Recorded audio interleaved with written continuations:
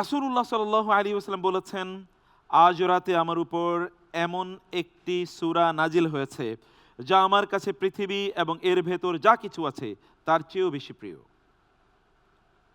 এটি বিজয় ও সফলতার সূরা।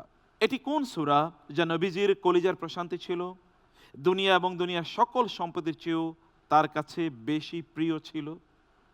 রাসূলুল্লাহ সাল্লাল্লাহু আলাইহি ওয়াসাল্লামের কাছে দুনিয়া এবং দুনিয়ার সব কিছুর চেয়ে বেশি প্রিয়, তাই না? জি, এমন একটি সূরা, সেটি তো আমাদেরও প্রিয় হওয়া উচিত। অবশ্যই। কি বলেন আপনি? জি, চলুন আমরা একটু অপশনগুলো দেখে নেই।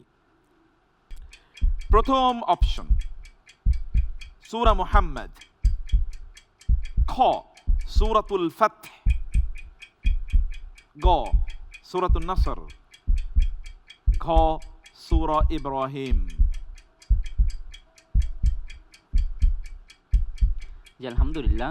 আল্লাহর উপর পূর্ণ ভরসা রেখে আমি এই প্রশ্নের উত্তরের জন্য অপশন হিসেবে বেছে নিচ্ছি অপশন খ, সূরা আল ফাতহ। সূরাতুল ফাতহ বিজয়ের সূরা। এখানে কথাও ছিল এটি বিজয় এবং সফলতার সূরা। আপনি ক্লুটি নিশ্চয়ই ধরতে পেরেছেন। ইন্না ফাতাহনা লাকা ফাতহাম মুবিনা। নিশ্চয়ই আমি আপনাকে স্পষ্ট বিজয় প্রদান করেছি। হুদাইবিয়া থেকে ফিরে গিয়ে ওমরা করতে পারলেন না, হজ করতে পারলেন না, ফিরে গেলেন। মদিনার কাছাকাছি যখন তিনি ফিরলেন তখন আল্লাহ তাআলা নাজিল করলেন ইন্না ফাতাহনা লাকা ফাতহাম মুবিনা। শত্রুরা যেটা মনে করছে পরাজয়, আল্লাহ বললেন এর মধ্যে আমি আপনার জন্য বিজয় রেখে দিয়েছি। সুবহানাল্লাহ, বিউটিফুল আনসার। আলহামদুলিল্লাহ। আলহামদুলিল্লাহ, আলহামদুলিল্লাহ। আপনি একবারে প্রথম প্রশ্নটিতে বাজিমাত করে দিয়েছেন। আমরা যাচ্ছি সেকেন্ড সেগমেন্টে। প্রশ্ন, সুটটাই স্মার্ট ইংলিশ কর্পোরেট লুক, দেখলেই মনে হয় লিডারশিপের প্রতীক। দাড়ি টুপি পাঞ্জাবি নামাজ সবই আছে, দেখলেই মনে হয় আল্লাহর ওলি। এরা লুকস পিসে চকচকে, ভেতরে ফাঁকা, কথায় ইমপ্রেস করে, কাজে জেরো। কোরআন এই বাহ্যিকভাবে আকর্ষণীয় কিন্তু ভেতরে ঈমান শূন্য লোকদের কিসের সাথে তুলনা দিয়েছে? একটা তুলনা আছে কোরআনে। উপরে ফিটফাট, ভেতরে সদরঘাট, আমাদের দেশে একটা প্রবাদ আছে, তাই না? চলুন আমরা অপশনগুলো দেখি। ক ফাঁপা বেলুন, খ দেয়ালে ঠেকানো কাঠ, গ বাতাসে উঠতে থাকা ছাই, ঘ মাকড়সার জালের মতো দুর্বল। আউটলুক এবং ভেতর এর মধ্যে পার্থক্য আছে। আমাদের অনেকেরই অবস্থা এরকম।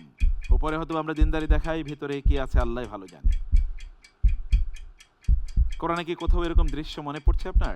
জি, কোথায় মনে পড়ছে? আরেকটা মনে পড়ছে না, কিন্তু তর্জমাটাও খেয়াল আসতেছে।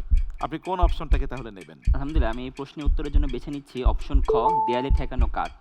দেয়ালে ঠেকানো কাঠ। وَإِذَا رَأَيْتَهُمْ تُعْجِبُكَ أَجْسَامُهُمْ وَإِنْ يَقُولُوا তাসমা লিকাউলি تَسْمَعْ لِقَوْلِهِمْ كَأَنَّهُمْ খুশুবুম মুসান। خُشُبٌ মুসান্নাদা। যেন তারা দেয়ালে ঠেকানো কাঠ।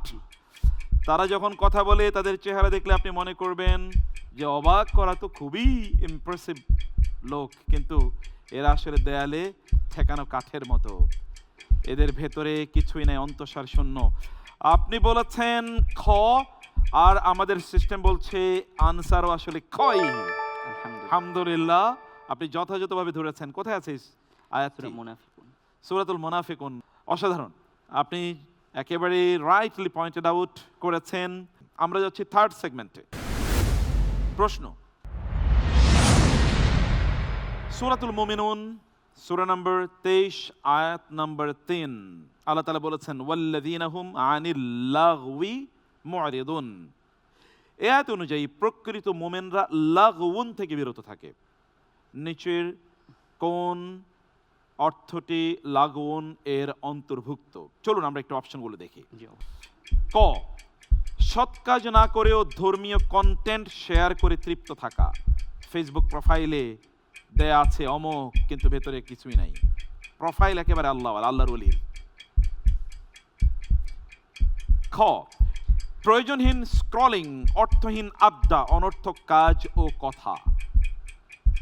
ফেসবুকে আড্ডা দিচ্ছেই, অর্থহীন কথা বলছে, স্ক্রল করছে ঘন্টার পর ঘন্টা। গ কঠিন সত্য শুনে চুপ করে থাকা, যাতে ঝামেলা না হয়, চুপচাপ, খুব ভদ্রলোক, নিপাট খাঁটি ভদ্র মানুষ। ঘ, উপরে ভালো দেখানো আর ভেতরে ভেতরে খারাপ থাকা। বলুন, ওয়াল্লাযীনা হুম আনিল লাগওয়ি মুআরিদুন, লাগওয়ুন মানে কি, কোনটা অন্তর্ভুক্ত করছে? ইমানদাররা সফল তারাই যারা নামাজ এর ক্ষেত্রে বিনয়ী, এবং দ্বিতীয়ত হচ্ছে কি যারা লাগওয়ুন থেকে দূরে থাকে। জি আলহামদুলিল্লাহ, কোরআনের তাফসির এবং অর্থকে সামনে রেখে আমি এই প্রশ্নের উত্তর হিসেবে বেছে নিচ্ছি অপশন খ, প্রয়োজনহীন স্ক্রলিং, অর্থহীন আড্ডা, অনর্থক কাজ ও কথা। এগুলো থেকে দূরে থাকা প্রকৃত মোমেনের লক্ষণ, আদারওয়াইজ তার ইমানের মধ্যে ত্রুটি আছে বলে আপনি মনে করছেন। জি। আমরা লক করছি অপশন খকে, এবং সিস্টেম বলে দিচ্ছে ইউ আর অ্যাবসলিউটলি রাইট। আলহামদুলিল্লাহ। হামদুলিল্লাহ, হামদুলিল্লাহ,